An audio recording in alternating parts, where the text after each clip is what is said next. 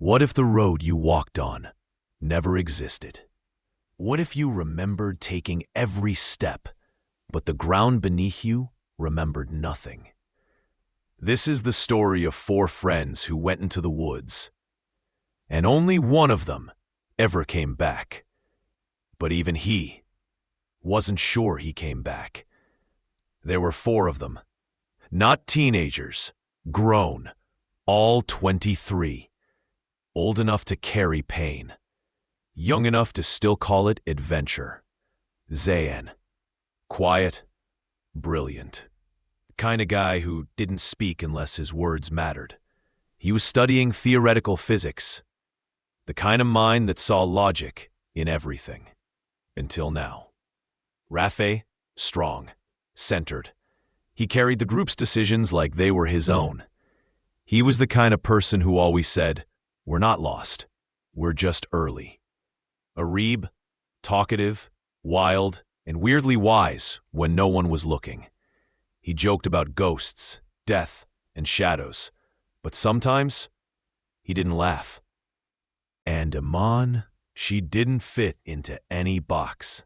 She was sharp, quiet, but when she looked at you, it felt like she already knew your ending.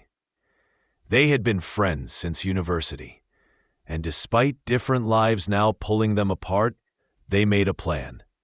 One last hike, Rafe had said. No phones, no distractions, just the woods and us. It was early April. The snow had melted. The forest was open. They didn't pick a popular route. In fact, the trail wasn't even on Google Maps. It was from a 1990s hiking blog, a digital fossil. Khazar Ridge, last logged, 1997. Zion found it in an archived academic database, mentioned once in a university geography report. Why would we go somewhere that hasn't been walked in 30 years? Iman asked.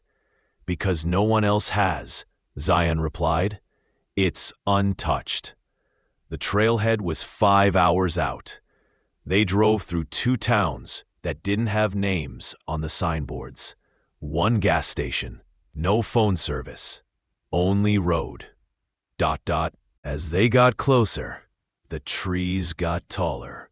The sky dimmed, not from clouds, but from branches closing above. By the time they parked the car, the road had become gravel, and the gravel had become dirt. No other cars, no humans, just a wooden post, barely standing. Faded letters carved in it. Khazar Ridge, enter at sun. They began at 10:41 a.m. Rafe locked the car. Zayn checked his watch, then his notebook. Arib stretched dramatically and said, "If I die, bury me with snacks." Iman just took the lead. The forest was quiet, not empty. There were bird calls, wind movement, crunches of old branches. But it was the kind of quiet that felt like it was watching you walk. Every step sank into earth, not mud, just soft, like walking over something that wanted to remember you. After 15 minutes, they crossed a small wooden bridge, rotted, broken in one place. Zayn nearly slipped. "You all right?" Rafe asked. "Yeah, bridge is hollow." They kept walking. Then the trail split, but it wasn't marked. One way went up, toward a ridge. The other dipped down, into thicker, darker trees. "No map?" Iman asked. "No signal, and this wasn't on the blog," Zion said. "Let's go down," Arib said. "Up is for people who want to be seen." No one agreed, but no one disagreed either. They went down. The air got colder. Not suddenly, but enough that they noticed. The light changed too. Even though the sun was still above, the shadows felt wrong. Some tree trunks were bent unnaturally, not from storms, but as if something twisted them by hand. "You guys smell that?" Rafay asked. There was a faint metallic scent. Not blood, not rust, but close. The trees became narrower. Then, suddenly, silence. No birds, no wind. Just the four of them, standing still, like they had just stepped into a bubble that didn't belong in this world. Iman turned slowly. "There's no sound," she whispered. "Like we passed through something." Zayon checked his compass. It spun once, then stopped. But it pointed north. Wrong north. They didn't say it aloud, but from this point on, every one of them felt off. Their footsteps weren't just quiet. They sounded different, like the ground beneath was too soft, too close to hollow. They walked in a single line now, Iman in front, Rafay behind her, Zion silently watching the compass in his hand, and Arib, unusually silent, at the back. Then Rafay stopped. "Hold up," he said. "That tree. We passed it already." It was a strange tree. Wide, split in the middle, like a mouth. And he was right. They had passed it 15 minutes ago. "We've been going in circles?" Zion asked. Iman shook her head. "No, we were walking down. That tree is back up the trail. This isn't a loop." They all turned. The way behind them was gone. Not overgrown, not hidden. Just forest. No trail, no bend, no slope. Just trees, so thick and old they looked untouched for centuries. Arib's voice finally returned, but it was quieter. "I think we should turn back. We can find the bridge. That was real." "We'd be guessing," Zayn replied. "The compass is unreliable, and we haven't even been out an hour." But something had shifted. It was subtle, like the forest had leaned in. Every breath now felt like it had weight. The cold wasn't from weather. It was from space, like something in the atmosphere was changed. Then Iman froze. She didn't say anything. She just stared forward. The others turned, one by one, and followed her eyes. About 15 feet ahead, lying neatly across the trail, was a small stack of stones. Perfectly round rocks, balanced in a vertical column. 5 stones, flat, smooth, each smaller than the one below it, like a tower. Zayn stepped closer. He raised a finger, but didn't touch it. "This isn't natural," he whispered. "Someone's here?" Arib asked. But the forest gave no sign of life. Then, without warning, the bottom rock crumbled on its own. Not rolled, not kicked. It cracked, and the entire stack collapsed. No wind, no animal, just gone. Iman spoke without turning. "We're not supposed to be here." They pushed forward. Part of it was fear. Part of it was logic, trying to find any other landmark. And part of it was curiosity. The trail got wider again, but not clean. It was as if the ground was sloped by old footsteps. Footsteps that hadn't been made in decades. Then they saw it, half hidden behind a curtain of trees, about 30 feet off the path. A cabin. No light, no road, just wood, rotting, crooked, and leaning like it wanted to fall. "No one builds this far out," Rafay muttered. "It's old," Zion said. "Maybe from the people who logged this trail before." They approached slowly. Every footstep was announced by the crunch of leaves, like the forest wanted to warn the house they were coming. The door. But it was stuck, swollen by years of rain and cold. Rafay pushed hard. The wood snapped, not loudly, but with a tired creak. Inside was dust. Not fresh, thick, layered like skin on every surface. And yet, the floor was clean.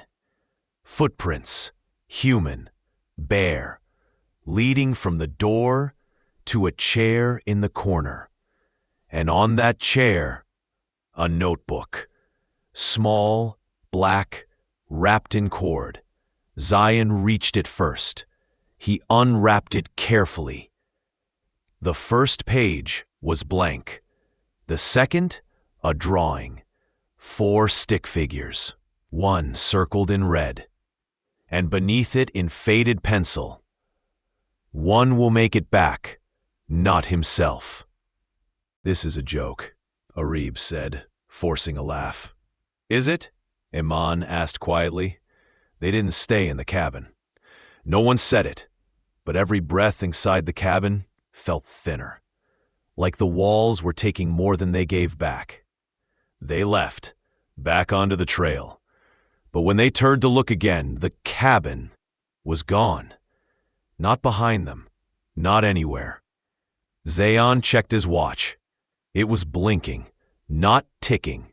The digital screen glitched between numbers. Then it went blank. They walked faster now, not running, but urgent, tension under the skin. Then they heard something, far behind. A thud, then another. Not an animal. Footsteps, heavy, slow, wrong. They didn't turn. They didn't speak. They just moved. And then the trail split again. This time into 3 paths, each marked with something strange. One had a mirror, shattered and nailed to a tree. The second had a pair of shoes, neatly placed side by side on a stump. The third had a red scarf hanging from a branch, fluttering, despite no wind. "We choose," Zion said, "but not one of these is right." They stood in front of the split trail, saying nothing. 3 paths, 3 strange signs, a broken mirror nailed to a tree, a pair of shoes perfectly aligned, and a red scarf hanging still like it was waiting. No wind, no sound, only a silence that had become heavier. "It's a decision," Zion whispered. "Someone wants us to choose." "Not someone," Iman said. "Something." Arib stepped toward the mirror. The glass reflected wrong. His body appeared, but not his face. Just a blank surface, like fog inside skin. He backed away quickly. "I'm not going in that one." Rafay turned to the middle path, the one with the shoes. He knelt. They were dusty, but dry, adult-sized, worn. Inside, packed deep, were tiny gray rocks. Zion didn't look at any path. He just pointed at the third, the one with the red scarf. "Fabric holds scent. It's fresh. This one was touched not long ago." Iman walked forward. She didn't ask, she didn't vote. And one by one, silently, the boys followed. This new path didn't feel like the others. The trees were thinner. The light was better, softer, like a real morning. It almost felt right, until they saw the swing. Not a playground swing. A rope, tied to an old tree, with a board of wood barely attached to it. It swung slowly, in air that wasn't moving. Iman approached it, slowly. Then she looked down. Beneath the swing, in the dirt, a necklace. She reached out, picking it up, her breath caught. "This was mine," she whispered. What? Rafay stepped forward. I had this in 8th grade. I lost it in a flood in Karachi. There's no way. She stopped. Zayan looked at her, his voice steady. Something here is mimicking memory. It's not magic. It's calculation. It's personal, Arib added. It's getting close to us. They kept moving. Quieter now. And then the trees broke. They stepped into a small clearing. And in the middle, laid out like it had always been there, was a wooden cabin. It wasn't the same cabin. This one was wider, cleaner, still old, but not broken, almost welcoming. It had a porch, 2 chairs, and a small lamp, gently flickering with an orange glow. But no wires, no fire. It just glowed. This wasn't here before, Rafay said. None of this should be here, Zayan replied. Iman was already climbing the porch steps. They creaked softly under her weight, like they recognized her. She reached the door, and without touching it, it opened. Inside, everything was in order. Wooden floor, a table, 4 chairs, a fireplace with no fire, and on the wall, above a small cabinet, 4 pictures. Each frame had a black and white photo. The first, Rafay. The second, Zayan. The third, Iman. The fourth, Arib. All younger, all from different years of their lives. Photos that no one had ever taken. We need to leave. Then they heard a sound from the back room. Not a creak, not wind. A voice, low, gentle. You've come too far to turn around. They didn't move. The voice continued, emotionless.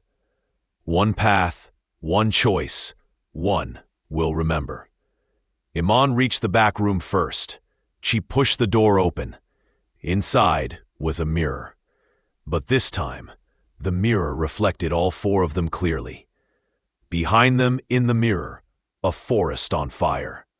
But when they turned around, no fire. Just the cabin. Just silence. Then the door slammed shut. They were locked in the back room. The walls began to close in, not physically, but in presence.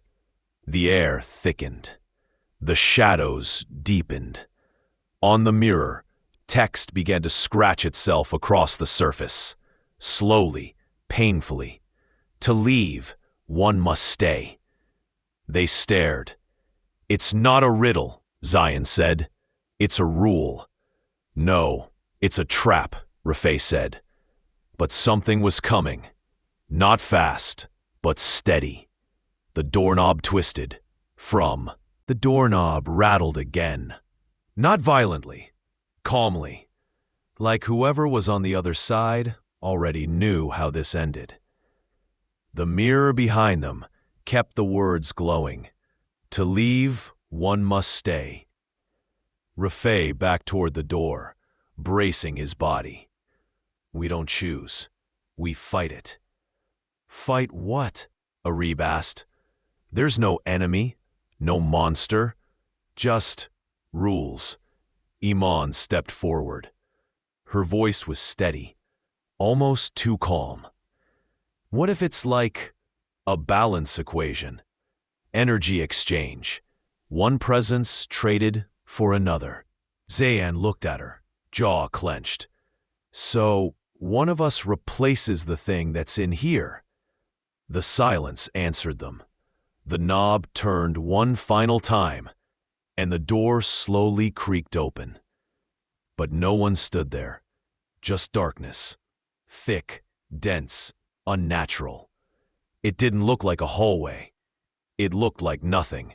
Black void that shouldn't exist in the real world. Then the room behind them began to change. The walls peeled. Not blood, not horror, just memo. Photos appeared, moving, silent flashes of their childhood. their regrets, their lost moments. Zayan seeing his father drive away. Arib staring into a hospital room at his mother. Iman clutching a letter she never sent. Rafay kneeling alone at a funeral, fist closed around a chain. The memories weren't just shown, they were felt. Every breath now carried emotion that didn't belong in the air. This place feeds on memory, Zayan muttered. That's the cost. Rafay stepped into the hallway first. His body looked calm, but his hand trembled slightly, just once. Iman followed him, eyes fixed straight ahead. The hallway didn't lead to stairs or doors, just a stone room, circular, ancient, with no roof. The sky above was completely black. No stars, no clouds, just a canvas of nothing. In the center, a chair, old, wooden, facing outward, not inward, and on the ground around it, 4 carved symbols, almost tribal, but not of any known language. This is where the story ends, he said quietly, or resets. Arib looked around. So which one of us doesn't go back? No one answered, until Rafay stepped forward. Me. The others turned. No, Iman said instantly. It has to be me, he replied. I brought us here. I locked the car. I said let's go deeper. I took the first step. We all agreed, Zayan said. Rafay smiled, small, sad. But I wanted it most.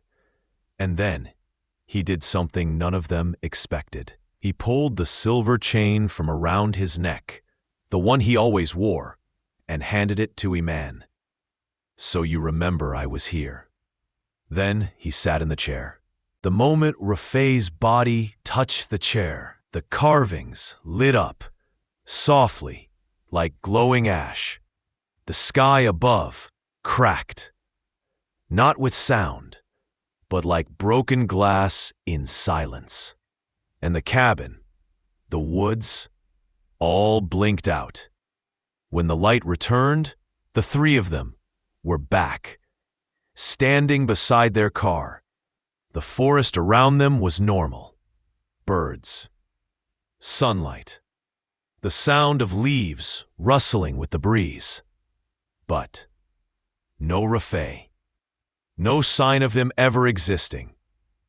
His name vanished from Zayan's notebook. The chain around Iman's neck, the only proof, was the only thing untouched. Arib turned on his phone. It had 48% battery. The time was exactly 10:41 a.m., the same moment they'd entered the trail. Time didn't move, Zayan whispered. Or we moved outside of it. They didn't speak. They just got in the car and drove. 3 years later, Zayan became a researcher in Sweden, working on perception, memory, and time distortion. Arib stopped talking entirely for 6 months. Eventually, he opened a bookstore in the quietest part of Karachi. Iman traveled, but never stayed anywhere more than 6 months. She carried the chain with her everywhere. And sometimes, late at night, she would sit up in bed. Because she could still hear footsteps. Heavy, slow, coming from behind the mirror. One day, Iman returned to the forest, alone. Not to find Rafay, but to ask one question. If one stays, can another come back? And the forest responded.